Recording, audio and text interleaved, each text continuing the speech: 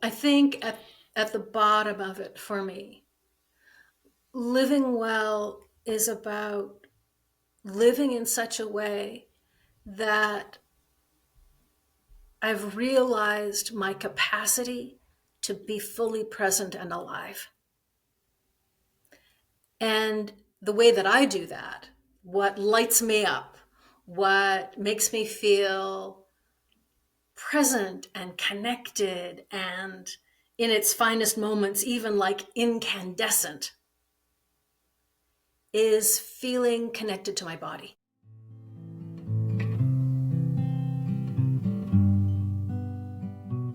Hello, everyone. Welcome to the Reflections on Living Well podcast, where we explore perspectives on the good life in the 21st century. I am your host, Broderick. I hope you enjoy this conversation.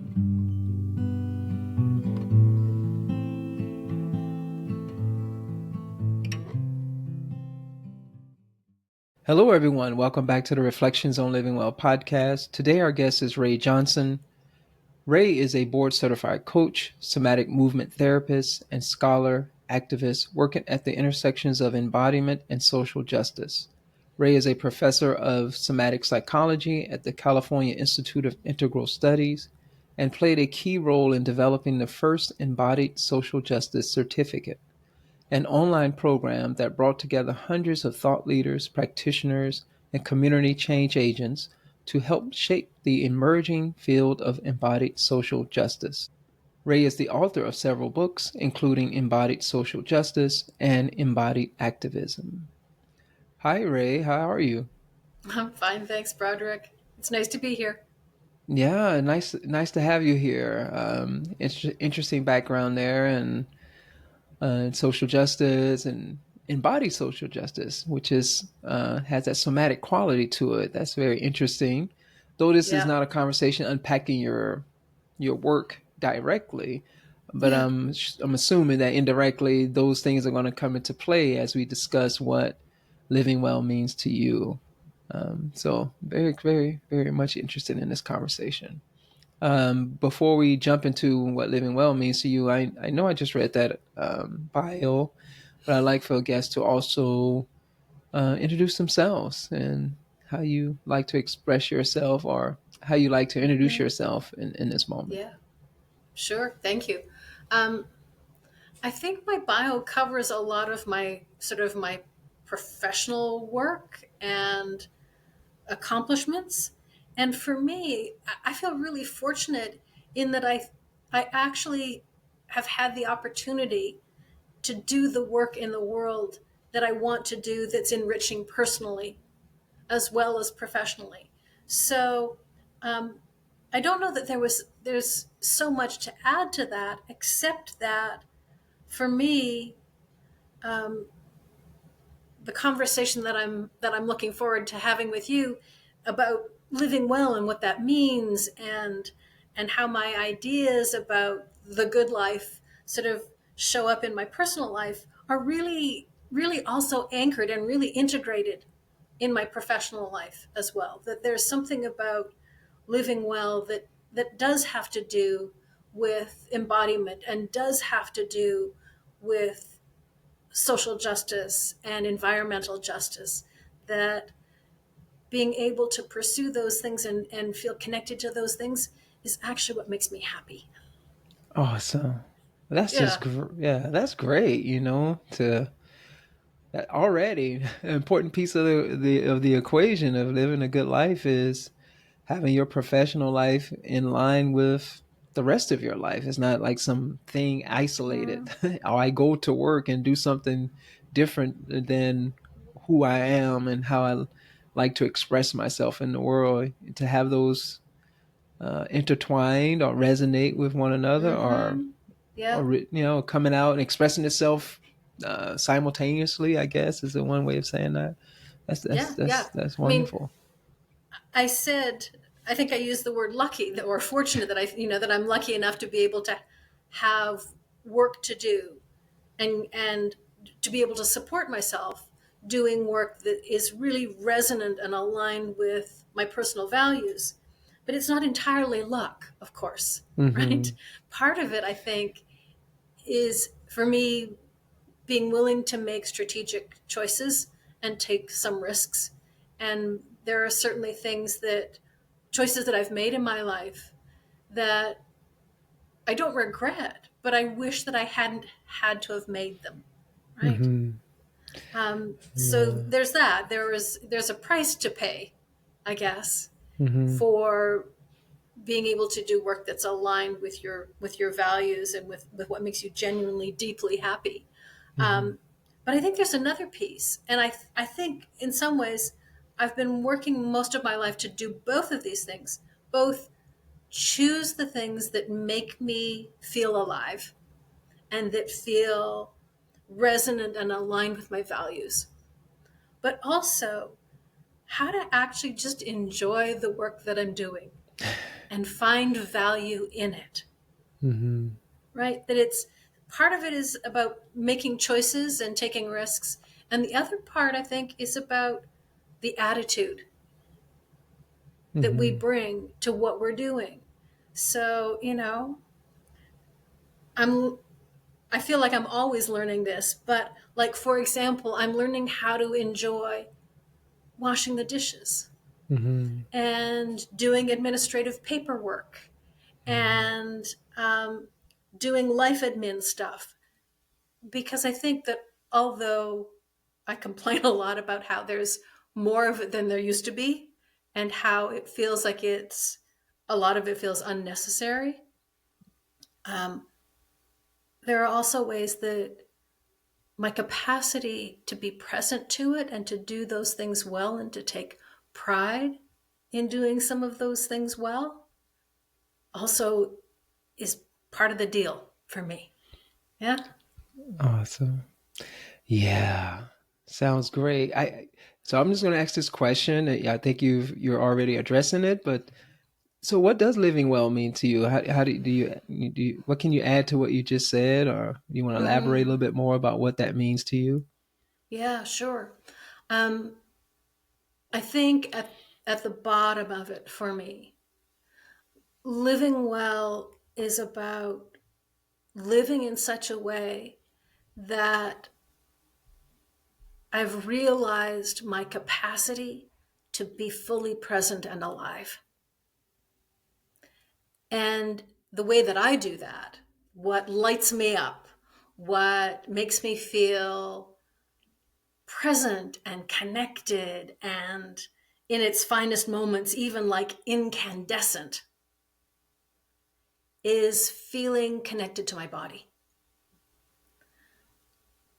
It has always been true for me that finding ways of connecting to the sensations in my body has been an incredible source of connection and comfort and affirmation.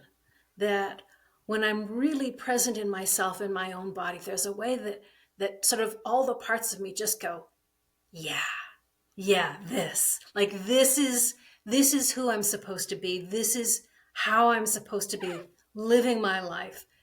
This feeling in my body, this feeling in my bones. This is what, for me, this is what life is about. Mm-hmm. And so it's not, it really doesn't have very much to do with accomplishments or meeting goals or finding myself in a particular set of circumstances, like having a home or a job or a family, although all of those things are incredibly important to me. I think that what my experience has been is that when I have all of those sort of external circumstances lined up, but I feel disconnected from my body, then I'm not truly happy. I'm not truly myself. And that conversely, in those moments where my life has basically been shit, you know, but there's been a way that I've been able to stay connected to my sensory experience, feel connected and alive inside myself, that the difficulty of the circumstances has just fallen away. It's like, yeah, this is hard, or yeah, this is frustrating, or whatever it is, or yeah, I'm lonely. But to really be able to feel those circumstances, to really take them in and recognize that that too is part of life. That Mhm. too is part of being alive. And that I can bring to those circumstances that same quality of presence and energy and connection transforms them as well. It transforms my experience of even difficult circumstances. Mhm. So, yeah, for me, a good life is really about what I bring to it more than the conditions of that life. Mhm. I love it. I love it.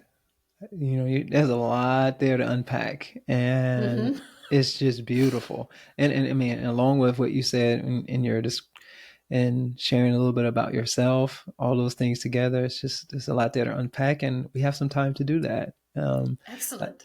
I love it. You begin with, and because I agree with that to a large extent. That someone asked me, so a friend of mine interviewed me on this show and asked me, well, what does living well mean to you? And I was like, I don't know. And that's why we have, that's why I'm having these conversations.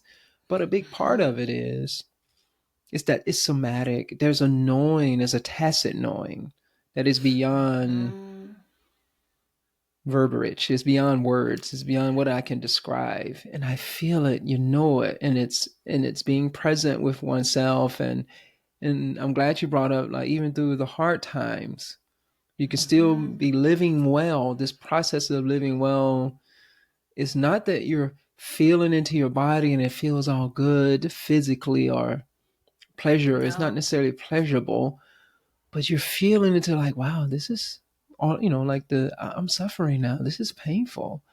But Mm, there's an awareness, there's a sensitivity, there's an openness, a vulnerability with that. mm, And there's an opportunity for insight when you're really yes. present, especially when you're feeling into it. And sometimes we can forget that. We can forget that, this podcast, we're having a discussion, we're having a we're having an exploratory conversation using language to talk about what living well means, but we're not suggesting that it's only something, a story or narrative that we come up with to talk about what living well is, and then there's some recipe based on that. No, it's something Yeah. that we feel. It's something that is in our bodies. And I'm like Mm, rambling here because I can't even put a word to it. It's hard to say what it is. yeah. Um, yeah. Can you say a little more about that? Yeah. And, like, how does one know? So we being present for sure, Yeah. but when you're feeling, you have a lot of distress in your life, the ups and downs. Life is like a yo-yo. So for a Mm-hmm. listener here, how do you know um, that you're on a path to living well if you're feeling into yourself, you're feeling into your body at the same time? How does that Yeah. work? Yeah. Um, I think there are a couple things, and one thing that I think is maybe the most important is that in describing this experience of feeling connected to myself, sort of feeling engaged with the sensations of my body as me, right? Rather than as sort of something that just carries me around and that me is up here in my head somewhere or Mm-hmm. off in some other place. That when I really deeply experience my body as myself, when I understand that, when I'm able to be present to my sensations, even if they're difficult ones, two things happen. in addition to just that sensory experience of presence and connection with myself. One is I simultaneously recognize that I'm not just connected to myself, I'm connected to everything. Mm-hmm. Right? That there's access to a kind of knowledge, a kind of deeper understanding, a recognition that when I am fully present in myself, that is in fact when I am also most fully present to the world and the world present to me. All of a sudden, life shifts from feeling isolated and disconnected to feeling deeply connected and deeply available for connection. Yeah. So that's the one thing that happens when I connect with my own body, is that it's in here, but it's also simultaneously out there. And the other thing that happens is that I create some spaciousness between myself and the sensations that are painful or difficult or challenging or exhausting or frustrating or whatever they are, right? that that the more I'm able to just be with those experiences, heartbreak or loneliness or whatever it is, whatever life has thrown in our path, whatever circumstances we find ourselves in, that I'm not advocating going into those sensations and drowning in them. Mm-hmm. Really, quite the contrary. It's going in, connecting with them, feeling them, acknowledging them, but also, in a way, being present with them so that I also recognize that I am more than my pain. I am more than my difficulty. And because of my connection, my my tacit knowing that I'm connected with everything else, I'm also not alone in my pain. And that's very different from trying to transcend my pain, to Mm-hmm. trying to survive it by rising above it in some way. This is actually a process that advocates almost the opposite, which is no, don't try to rise above your pain or your circumstances. Actually, allow yourself to descend into it, but in ways that don't disconnect you from the rest of the world, and in ways that don't assume that going into my pain and allowing myself to be in it means that I'm drowning in it, or that that's all that there is, or that that's all that I am. That there's that sense of, yes, this, and more than this. Mm-hmm. Yeah. Both internally, but externally as well. Mm-hmm. So yeah, for me, the good life is not just about sunshine and rainbows. No, Right? I wish, right? Yeah. No, it's just not. I love it. I love how the way you word that and the way you place that, and that when we are feeling deep into ourselves, when we're connected to ourselves, connected with ourselves, Mm-hmm. we realize our connection with all. So we realize that we are an expression of everything in a way. This is the way I'm translating what you're Yep. saying. Yep. It's through this embodied somatic presence with oneself, connection. When I think of connection, I think of love. When I love myself, not just some intellectual look in the mirror and say, okay, look at yourself in a mirror and say Mm-hmm. that you love yourself. No, no, no. Not even Mm-hmm. saying it. You don't have to say it. You can feel it. And you accept Yeah. yourself as you are in the present moment as an embodied creature in this universe. And when you Yeah. do that, the way I'm taking or translating what you're saying, when you really truly do that, you realize that you are it. When I say it, everything. You are Mm-hmm. connected to everything. It's not that you're just connected to everything, but you are an You are. expression. You are it. Uh-huh. You're an expression Yeah. of everything. That is Yeah. profound. I think this is what a lot of people talk about in the various contemplative traditions. When you're Mm-hmm. doing the deep inner work, you've come to Mm-hmm. realize the totality of things, the Yeah. universal through that. And then you can appreciate the so called external a little bit more. You Mm-hmm. can value it a little bit more. You can love the world as you love yourself, is one way of Yeah. Yeah. sharing that. I love it. And and in the process of doing that, it doesn't mean that it's not a painful process, that life is not painful, that it's not hard, it's not Mm-hmm. difficult. It is what it Yes. is. We can come up with narratives to talk about why life is difficult, and that's fine. Mm-hmm. But it is, no matter what what story we have about why. But it Mm-hmm. is, and can I be Mm-hmm. present, embodied in a world that is beautiful and challenging at the same time? Exactly. Exactly. And given the times that we're living in, I know. we could almost say, that being fully present to ourselves, with ourselves, descending to that level of deep connection where we feel, we recognize our connection with all things, Mm-hmm. that that experience can allow us to tolerate even the certain knowledge that things are not just difficult, they're getting worse, Mm-hmm. and that they may get worse still. They probably will continue to get worse. And so I think what happens for me, because of course this deep connection with myself is not something that I live with 24/7.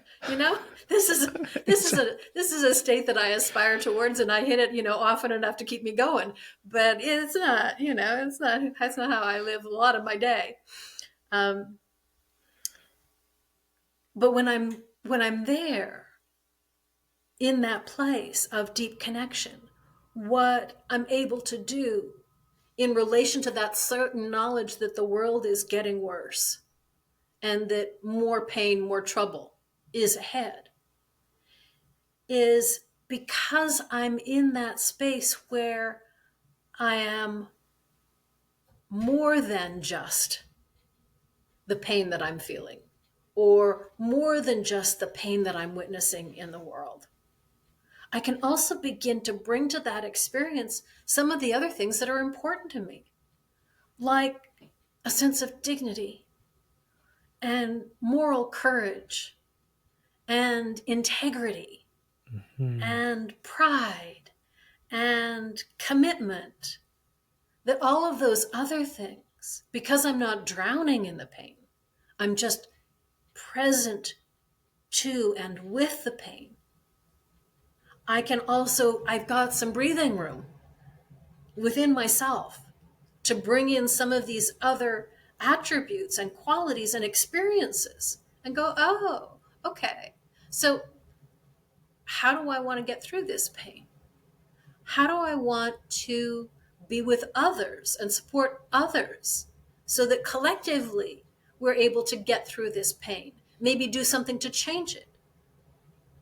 That just being in the pain isn't going to help me do those things. It's going to require being with the pain and also asking myself that question: what else do I want to bring? Because I'm more than just it, Mm-hmm. right? More than just that pain. Mm-hmm.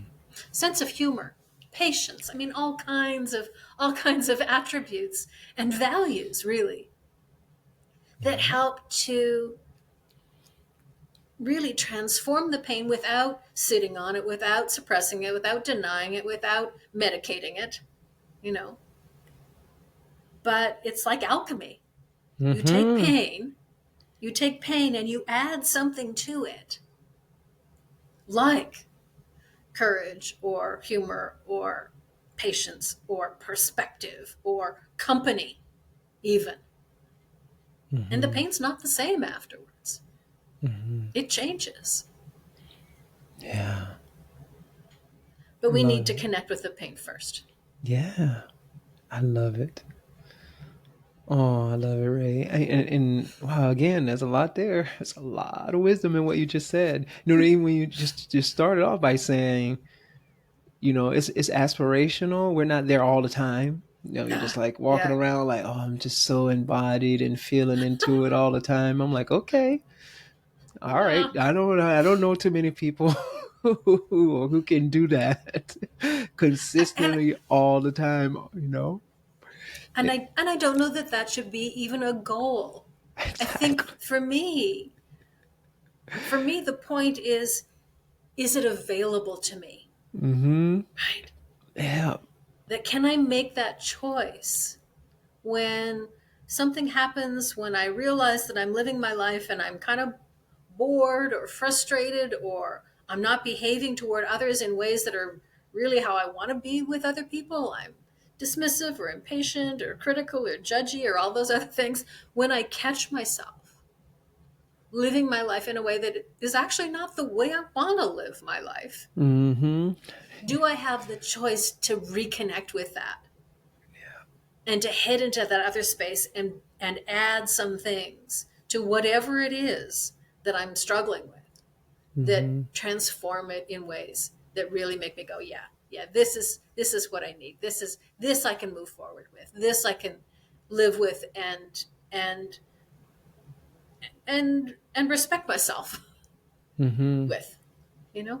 Yeah. This is So a resource. Sorry, I mean cut you off. yeah, Yeah, absolutely. yeah, it's a It's a resource. it's a capacity. Yeah, I don't live exactly. there, but I want it available. And Exactly. I work hard and I feel committed to keeping that pathway open Yeah. so that I can choose it when I need it. Hmm. Absolutely, right? Yeah. Knowing that connection is there, knowing that I have this deep connection with myself that's embodied, that I can feel, I can sense, and with the whole universe, and knowing that that's there Yeah. when in this game of life that we're playing, we don't know. We're going to be knocked out of there. Stuff is happening, but just to know that I have this capacity here Yeah. available to me. And not just when things are hard, but when things are great, I Mm. can really feel into it. But it's both, right? I think I come out of this yogic tradition and they talk about attachment and Yeah. aversion. And aversion Yeah. is really a flip side of an attachment. It's another form Yeah. of attachment. So even if it's something wonderful is happening, exciting, and it feels good, it behooves me not to be attached to it. Just as Mm. when something is painful, it behooves me not to be attached to it or to be fixated on it or to wallow Yeah. in my pain and my Yeah. suffering. That's not what we're Yeah. talking about. What you're talking about No. is having that equanimity, being even keel, being able to sit with, to feel into the pain and allow it to reveal itself. Whatever needs to be revealed in that moment, be it Yeah. something physiological, psychological, spiritual, whatever it may be. What is being revealed to me through this experience of joy, this experience of pain?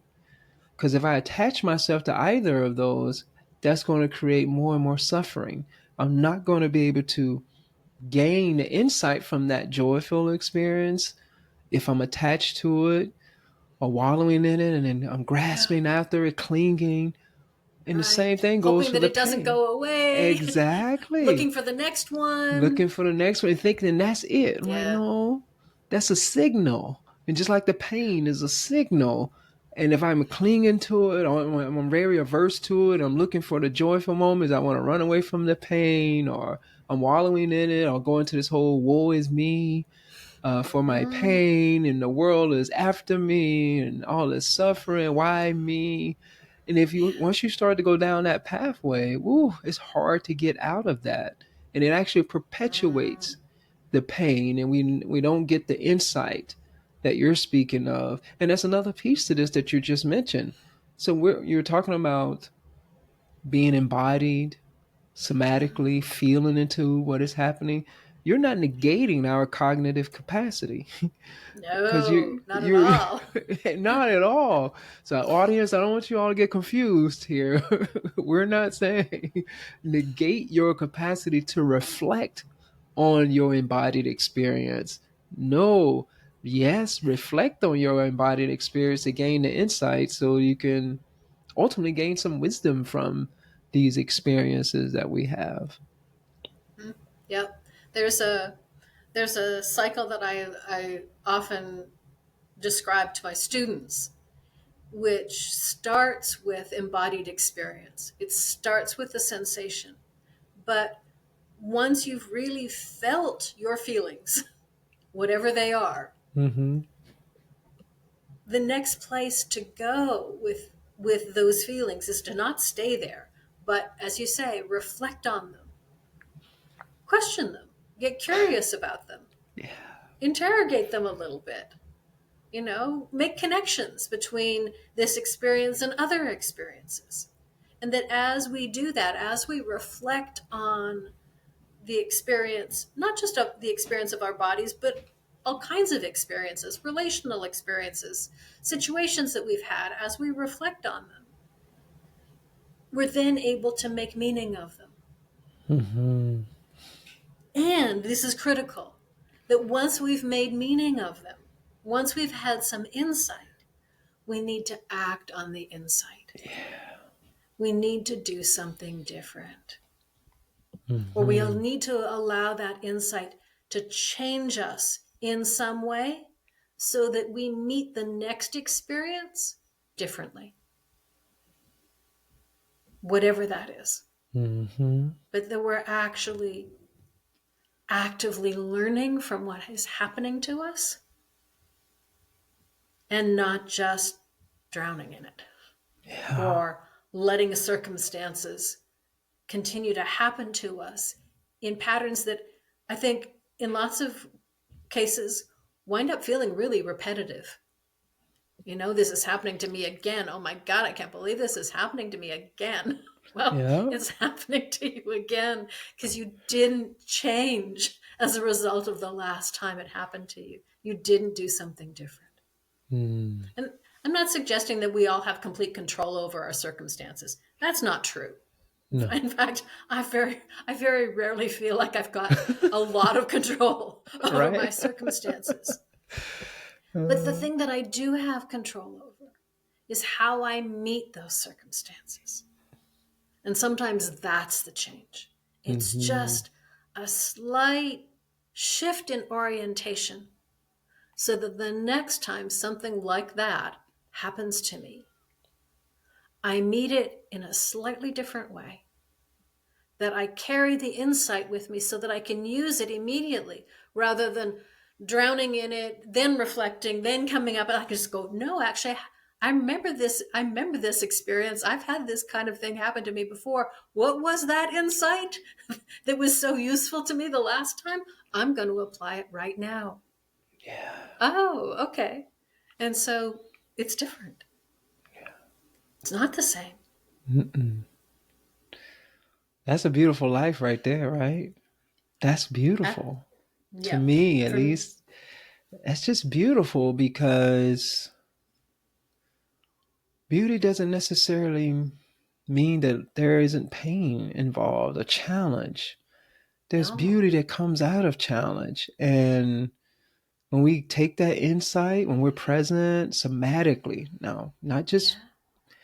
metacognitive presence or whatever everyone wants to say. No, that's No. important now because in order for you to do Yep. the things that you're talking about, you need to have that metacognition, but Yeah. embodied feeling into it. And when I'm able to do that, when that feeling comes again, a similar feeling comes on board, what did I learn from the prior feeling? What did I gain from that Yeah. the prior experience? And how do I now? Because you're saying something here I think that's important too is that we have choice. We don't have full control over our No. circumstances at all. We can Mm-mm. choose within boundaries of the world that we have, of the experiences that we've been given. We can make choices within certain boundaries. But and how do we make wise choices within those boundaries? It's based on what you're saying, based on the knowledge or the that I've extracted from my prior experiences by being embodied, Mm-hmm. listening, Yeah. interrogating those experiences, by being curious, asking questions, Mm-hmm. Yeah. gaining some insight. And now from that, now when I say interrogation, I don't mean it in a like harsh way, folks. It's probably No. not the best word, but just Yeah. asking yourself those questions and gaining some insight and then applying that insight in an experiential way, an experimental way. I don't Mm-hmm. know. Let me see. I think from based on what I experienced before, let me try this time. Well, that didn't work as well as I thought. Let me now, I can learn from that in this moment. Maybe I can now Mm-hmm. combine that prior experience with this experience and the choices I made. How can I change or transform my choices to increase the probability of a different kind of experience when something like this arise again in the future?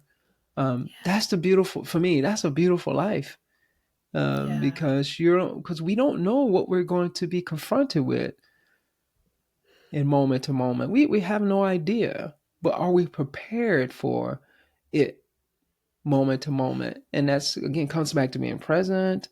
Comes back to learning from our prior experiences, and that Mm-hmm. requires some kind of a somatic engagement with our prior experiences and the current experience. So I love all Exactly. these things that you're saying. I guess I'm trying to um, translate a lot of what you're saying into things that make sense to me, and yeah. Mm-hmm. So Yeah. so audience, I do this because as I'm very transparent on this podcast, because I think I'm trying to mirror. I'm trying to mirror a conversation where we're curious and we're trying to make sense out of each other's, well, at least trying to make sense out of your experience. And I'm hoping that the audience is doing the same thing, is hearing your, I love how you're wording this stuff, by the way. I love it. Beautiful mind. And mirroring that, hey, this is how we explore together and learning Mm-hmm. and gaining insight from one another, and trying to make sense out of this interesting life that we've been given. Exactly. Yeah. Exactly. And I think you're right.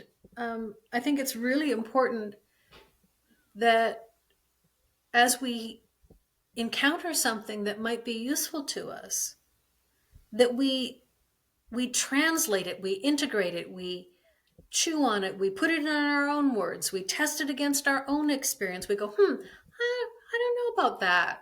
What they just said, does that make sense Yeah. to me? Oh, maybe it does. Maybe I'll sit with it for a while and I'll chew on it for a little bit and I'll talk to some people about it and I'll get their opinion and then I'll go, oh, okay, yeah, no, I think there's something here for me. I'm going to take Mm-hmm.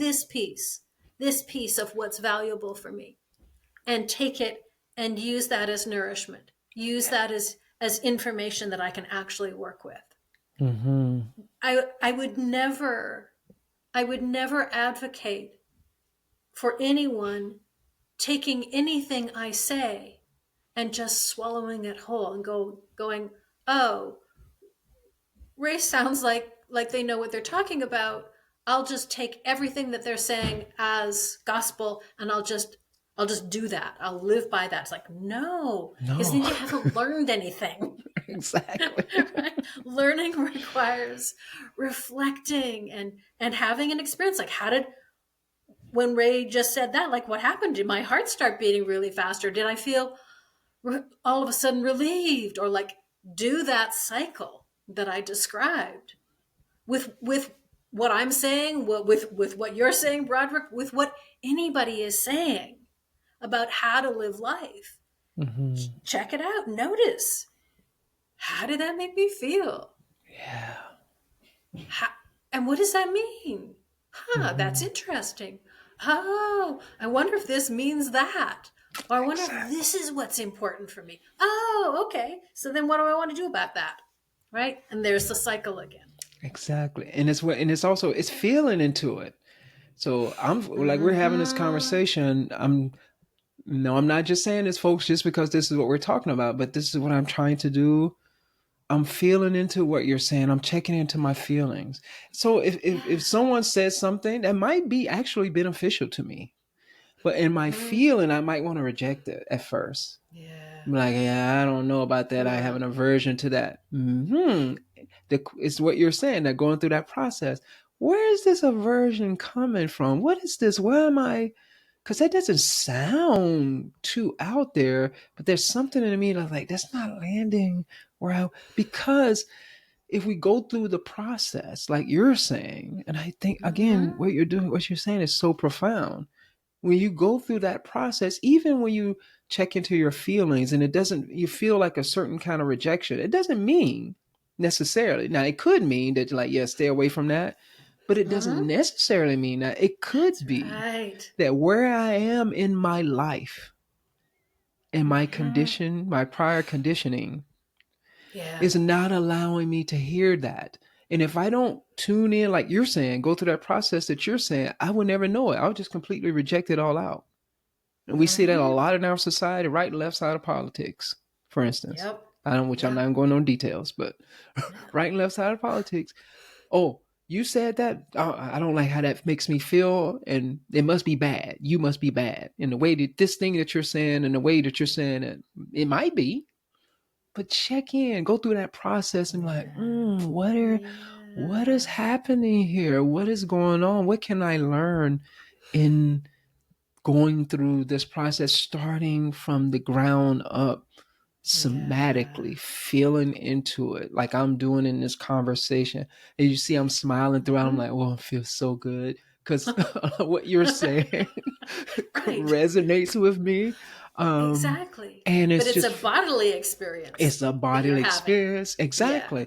And another thing too, I want to say, because I say this somewhat a lot on this podcast, but I'm learning this as I go doing this, is and it's hard for me. So I'm gonna, Mm. again, I'm being transparent.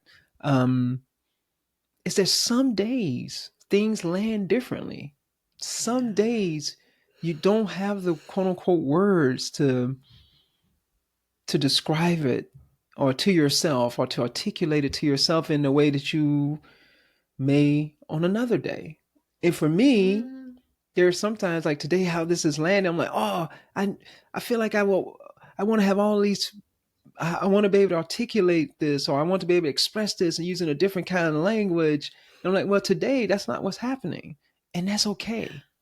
Yeah. It's Yeah. okay, and that's why it's beneficial to engage in this type of practice. I think because different days, different times of the day, different moments Mm-hmm. in our lives. Are you in your mid Mm-hmm. 40s hearing this stuff, or in your 50s or your 20s, or you're in your 70s hearing this type of conversation? It's going to land very differently. Of Did you course. sleep well the night before? What did you Yeah. have you read anything lately that kind of sparked you or inspired you to think in a particular direction? All of those things are Yeah. influencing how we are interpreting our moment to moment experiences, and the things that we come into contact with, like in Yes. being engaged in a conversation with a person, or listening, or Exactly. vicariously going, experiencing the conversation that you and I are having. Yeah, exactly. I mean, I don't know about you. I certainly have had days where I just think, I'm not learning anything from that. I don't want to learn anything from that. I just Oh want to yeah. get through it. Like I'm done. I do not have the bandwidth for learning something meaningful about what just happened. Right. Just get me out of here, right? And other days, something seemingly really small will happen. I'll be walking down the street and I'll see something, or I'll hear something, or a shaft of sunlight will cross my path in a particular way, and I'm completely struck by it. And I have all the room in the world to go, what's that? let's really just be with this Mm-hmm. experience. And I'm here for it. Like I want to be in it, but I also want to make meaning of it, and I want to let it change me. But that changes day to day. So I think the other thing about this cycle is the cycle itself has to be voluntary. Mm-hmm. It can't be something that we force ourselves to do because we think it's good for us. We Mm-hmm. don't have to learn from every experience. Yeah.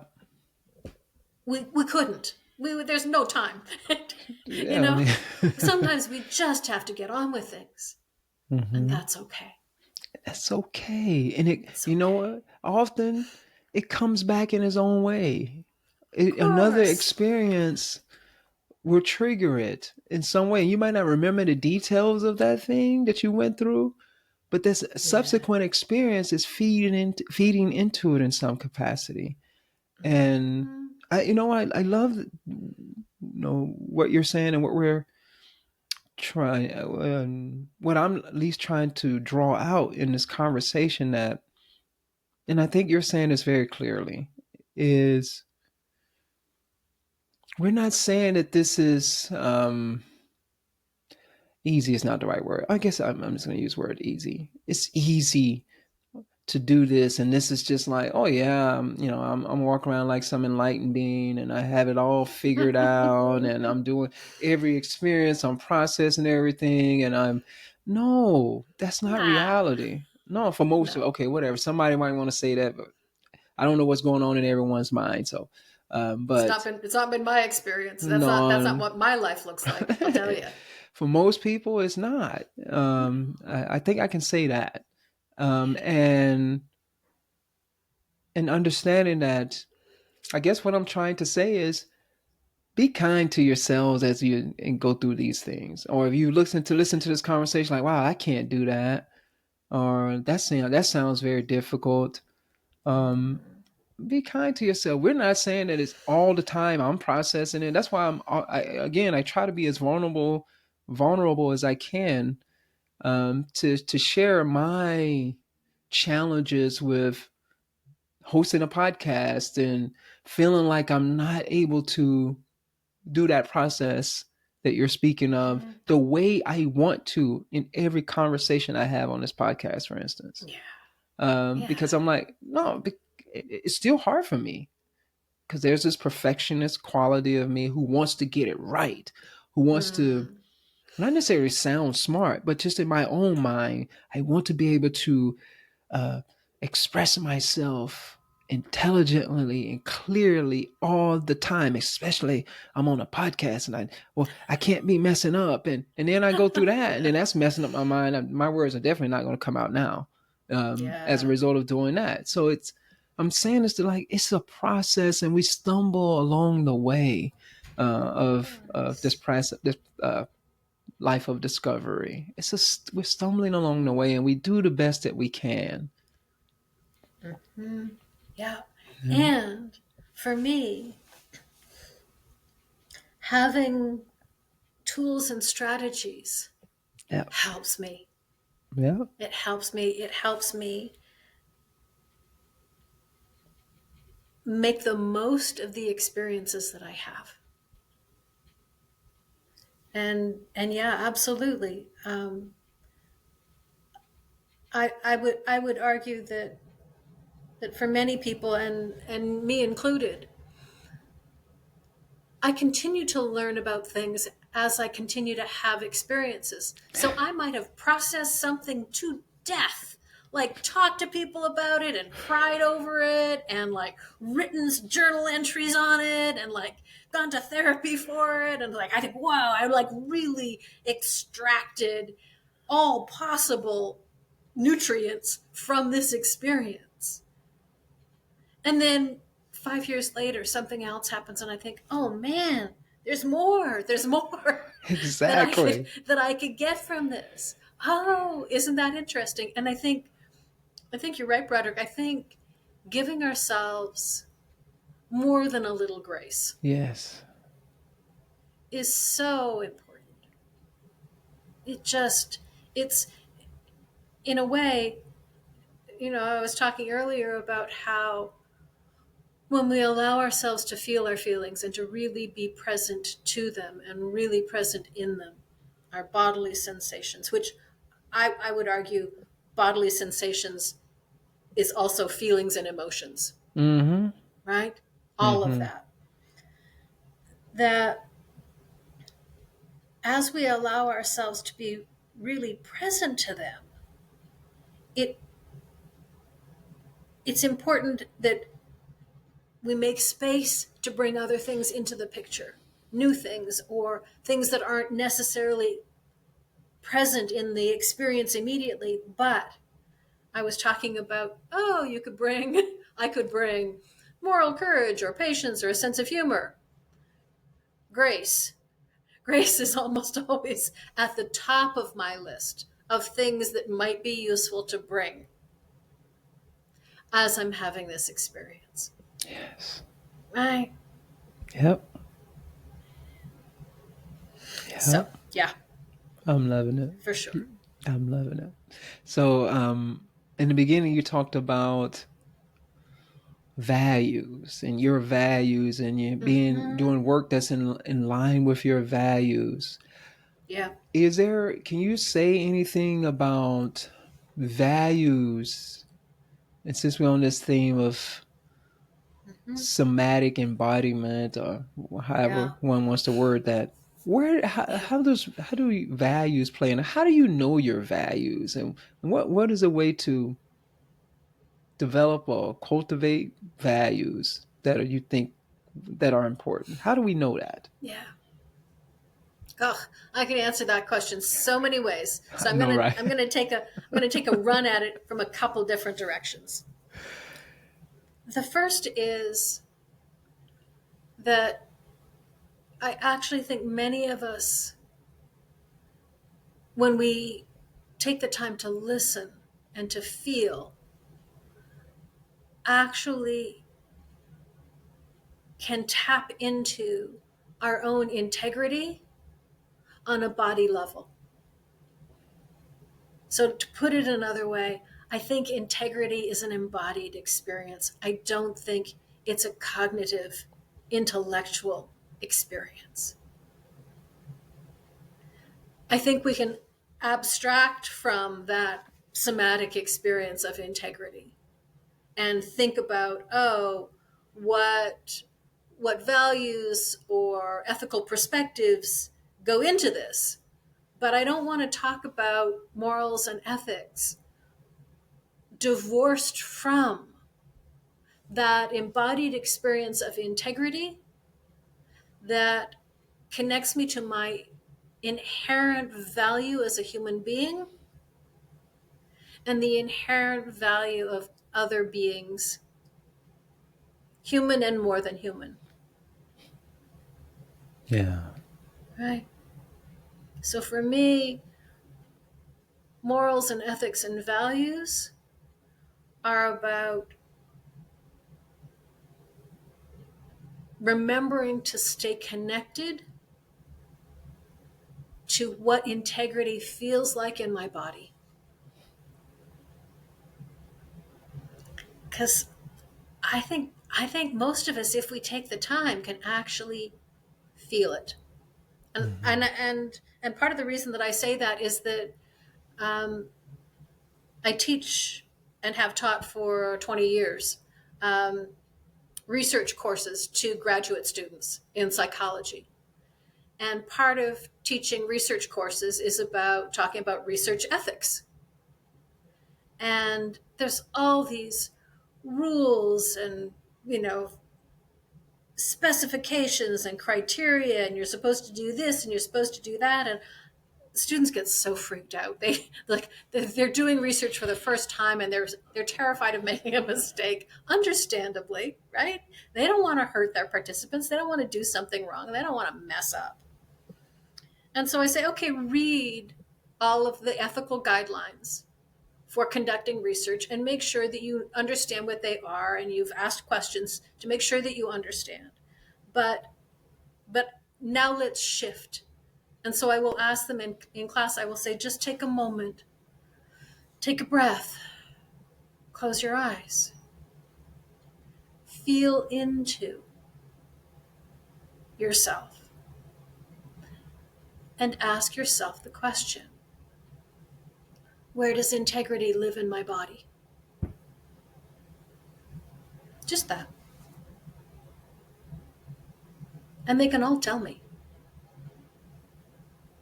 They go, and it's different for everyone. Mm-hmm. Some of them will go, oh, I really felt it in my spine, like there was something about integrity and being connected to my spine. Oh no, for other people, it's like integrity's in my face. I can feel it in my cheeks and my jaw. Oh, for me, my integrity's in my feet. Doesn't matter. There's no one place that it lives. But the thing is that when someone's found where integrity lives in their body, they don't have to think about their ethics or their morals in relation to a particular experience or a particular interaction. All they have to do is tap into that feeling in their bodies and go, am I in alignment or not? Can I be with this situation and simultaneously experience myself being in integrity in my body? The answer is yes, yay, good. The answer is no. It's like, okay, let me see where things are off. Let me think about it. That's where you reflect. Then you go from experience into reflection and then into insight and then into action. We do the cycle again, right? But first, I think to really live like a moral life, not just a good life, I think it's incredibly helpful to have a sense in our own bodies. What does being in integrity feel like to me in my body? Mm-hmm. And in fact, I would argue that the more we're able to connect with what that feels like in our bodies, the better able we are to feel when someone else in our lives is not in integrity. Mm-hmm. We start to go, something off. Mm-hmm. Something off with them for them. Not in a blaming way, not in a judging way necessarily, but to go, I feel like I'm in integrity, but I don't know that this other person is. And I need to know that. That's important for me to recognize. I'm interacting, engaging with someone, working with someone who I don't think is deeply in integrity with themselves. Mm. I know how important that information is to have. Mm. Yeah. I love that, and I have a question too. Mm-hmm. I'm asking this question. I understand. I think I know where you're coming from, but just for the audience's sake too, what if someone who's there's a misalignment with what they think is there's integral, Mm-hmm. and I don't know, say someone who was abused as a child sexually, for instance, Mm-hmm. Yeah. and they later go out later in their lives, that person, this tends to happen, abuse other people, other children possibly, Mm-hmm. in their lives.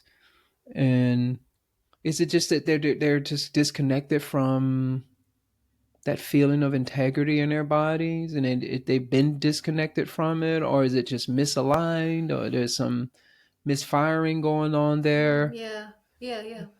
What would you have to say about that? I think it would be a mistake to make a blanket assumption Mm-hmm. in those situations, For sure, yeah. right? So one possibility is that their earlier experiences in life compromise their ability to feel in integrity with themselves, right? That, in the same way that I, ask my graduate students, feel where integrity is in your body, and they were all able to answer me, because they have at least a preliminary sense of what that is, right? But there are people for whom I would ask and they would go, Ah, Mm-hmm. I don't know if I can feel my intent. I don't. And another way of saying it is that they might, in response to my asking, say, I don't know what integrity means for me. Yeah. I don't know what that means. And so I don't know what it means. And it also means that they don't know what it feels like. Yeah. Right. Right. So I think that's one possibility.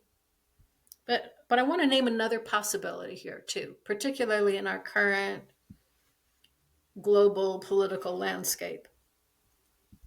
There are people whose values are so different from mine that they could be in integrity with their values and I still disagree with them. Mm-hmm. Right? So Mm-hmm. it's not like, oh, if, as long as you're in integrity with yourself, go to it. I'll support you. No, no, no, no, no. You might be absolutely in integrity with your values, and I think your values are harmful, and I will not, stand idly by and let you act on them without consequences. At least not without consequences that I can enact. Not okay Mm-hmm. with me. So yeah, Yeah. it's not a simple matter of, oh, as long as I'm in integrity with myself, I can do what I want. No. No, excellent. And as we're asking ourselves questions and reflecting on ourselves in terms of, am I living my values as I live a good life? Asking the question, am I in integrity in this moment, is a really helpful question to ask. Love it. And I'm glad that you clarified both of those Yeah.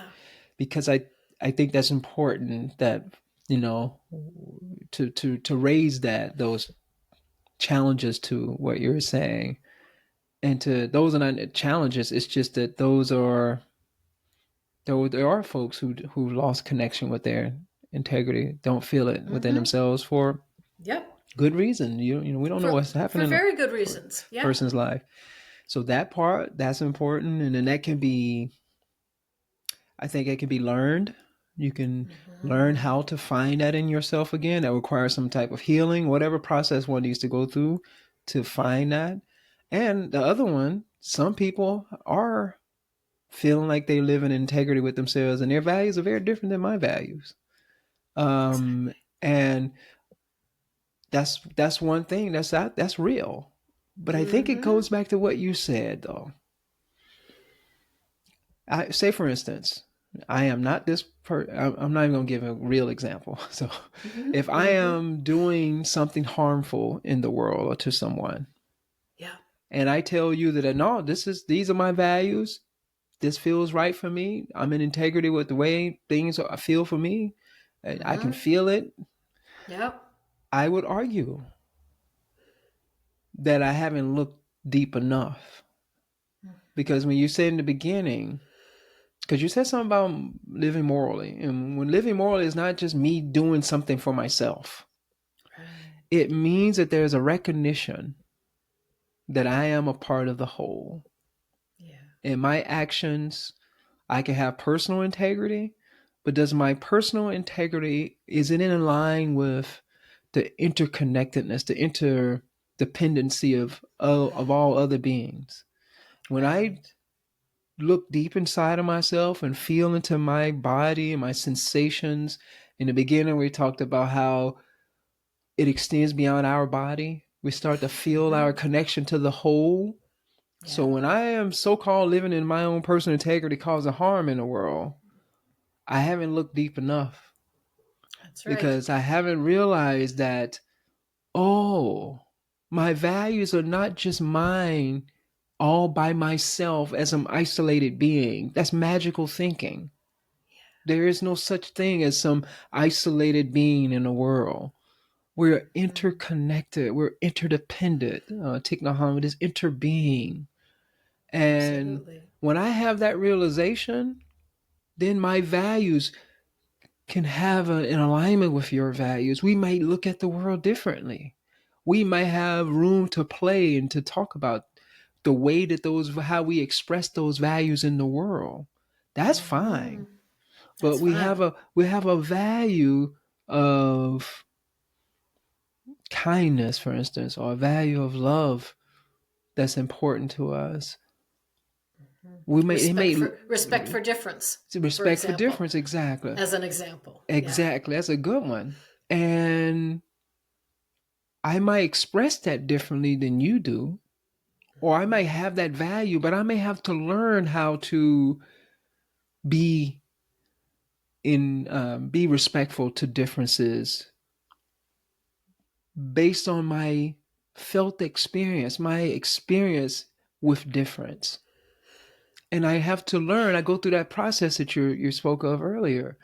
From that experience, let me go and work with that because I'm not accustomed to that type of difference. It's Right. hard for me. In my mind, I feel like it's right for me to respect differences, to be respectful of folks, but that is challenging me. I Mm-hmm. have to go through that process. What's going on there?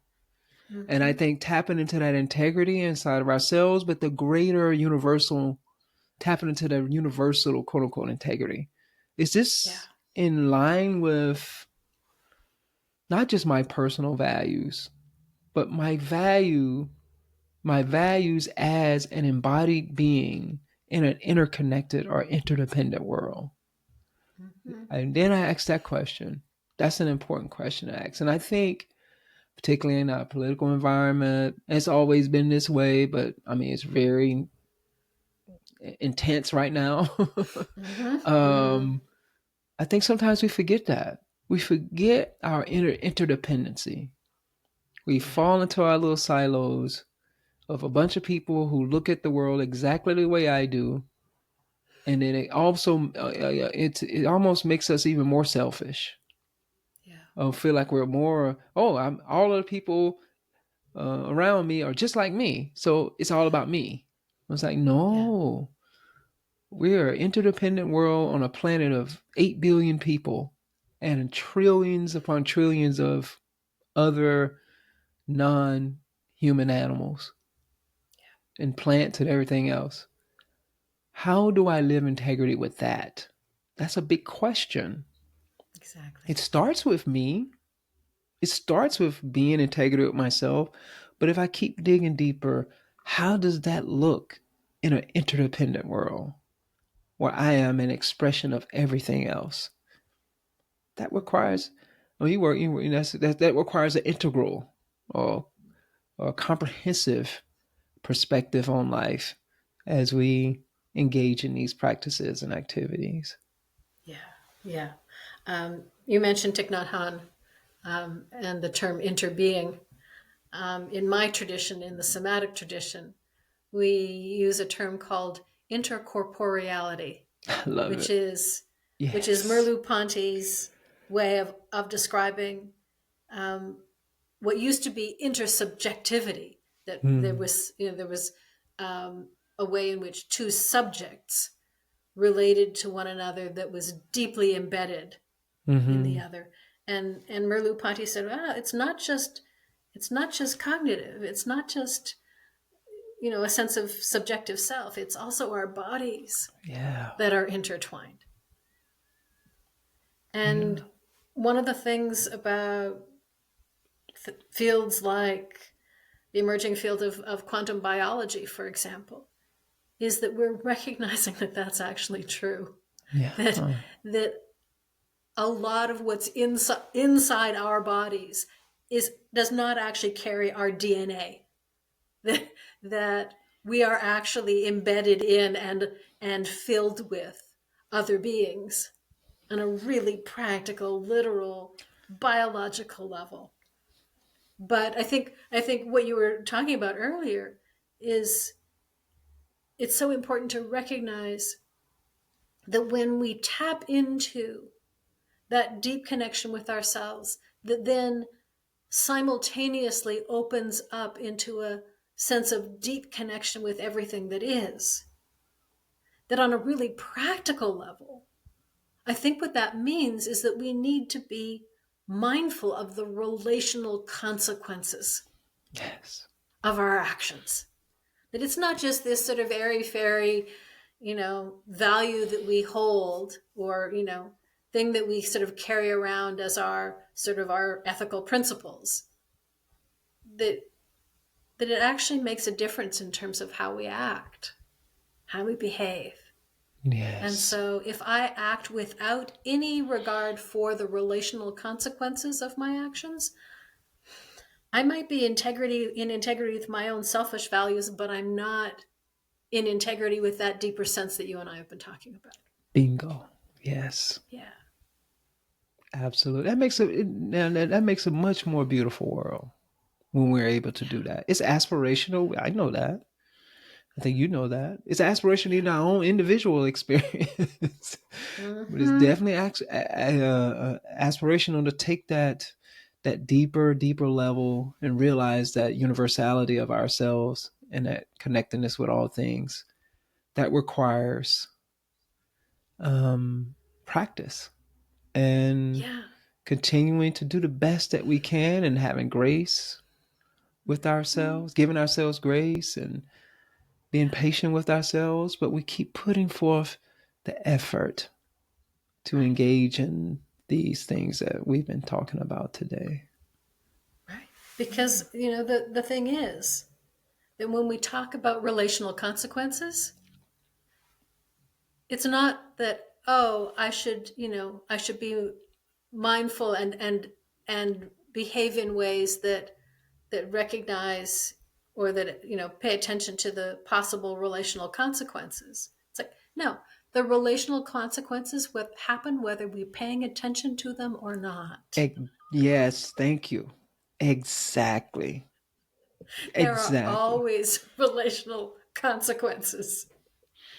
Ignore them at your peril, basically, is I think what we're saying is at your own peril, but at the peril of everyone that you're connected with, and that's everybody.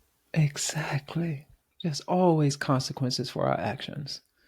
Yeah. We can ignore them, pay attention to them, but the fact of the matter is that everything that I do has an impact on everything else. Mhm. How am I going to choose to live? And I know we're coming to a close, but I am with you that, and I think the ancient Greeks had this down in their own world, and their world Mhm. was different than ours, but at least the goal, the intention was that to live a good life was to live in ultimately in moral excellence. It's an action behind it, and I think how do we live with moral excellence? I think it's a lot of what you're saying today and what we've been talking about today. That's one way of looking at it. One avenue for ultimately living a life of moral excellence. And what does that mean? What does that look like? We can talk about that. But Mhm. the Yeah. And idea and the things that you're talking about from ground up, I love it. Yes, we're going to use reason and all that stuff, but absolutely. you're talking about coming from the ground up, from the body up. Let's think about it. Let's start from there and see what happens. Exactly. Because most of us have grown up in environments that have socialized us to ignore the embodied.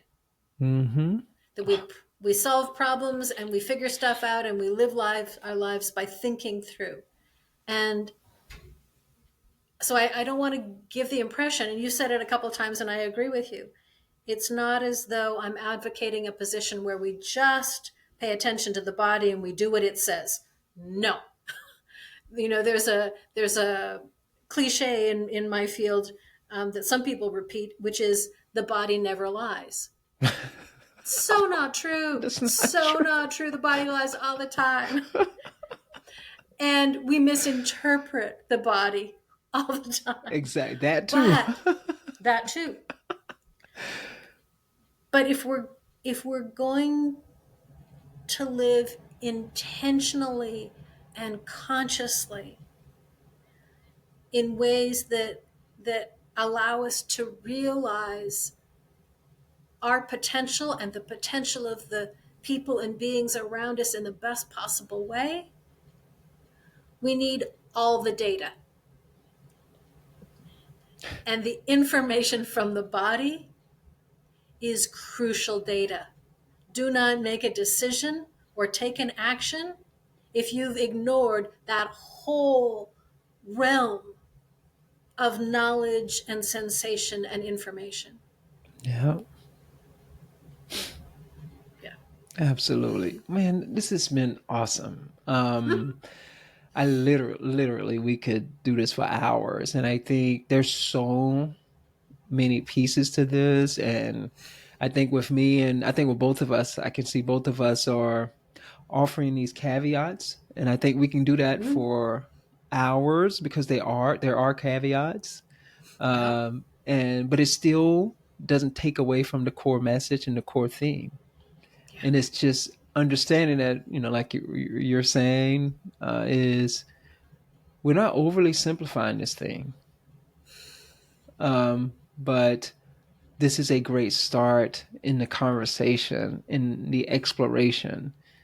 And it doesn't take away from that no Right. matter what anybody says, there's no system that doesn't have caveats. The hardest things, one of the reasons why it's hard for me to express myself the way as clearly as I would like, because I see the various caveats. Because sometimes you say something like the Mm-hmm. one example, the body doesn't lie. I know what people are saying. I know what they're Yes. trying to convey with that, but I'm like, well, Yeah. hold on for a minute now. That's right. Hmm. Well, hold on one second. So yeah, I think this leaves room for us to do this again at some point in the future.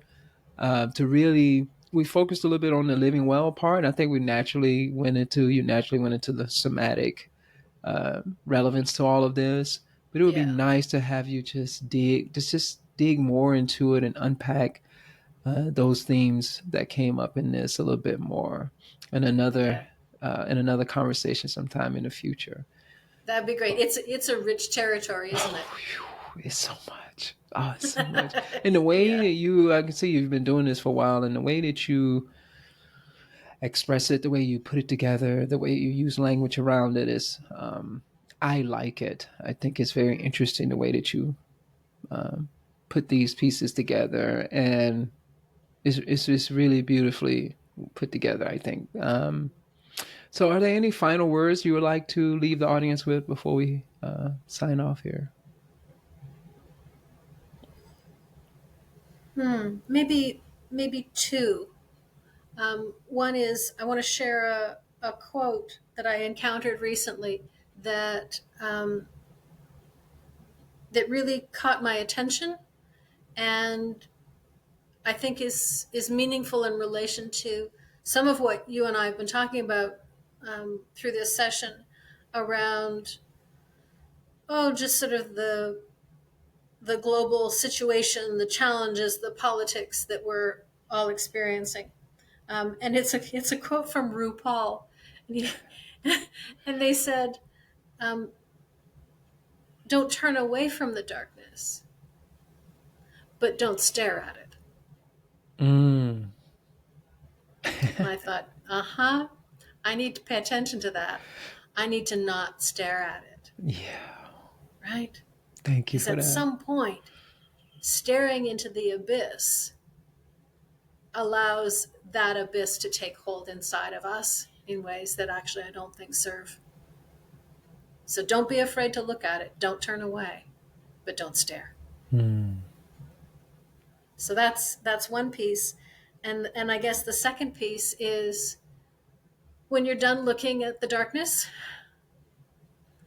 find the light and find ways to feel the absolute capacity that our bodies have for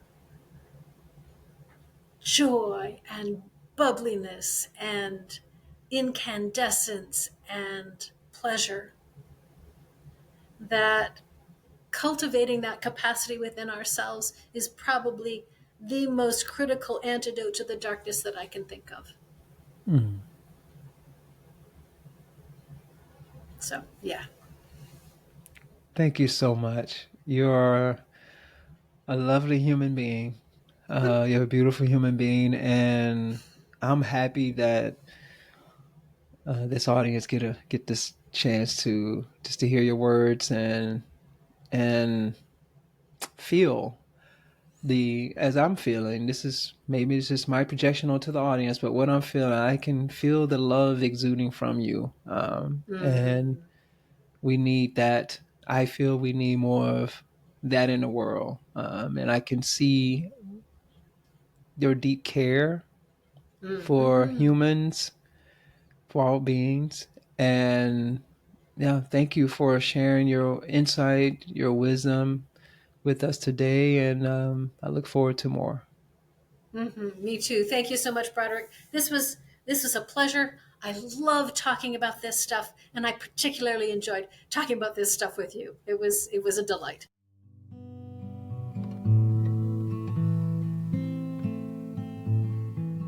Thank you so much for tuning into the show.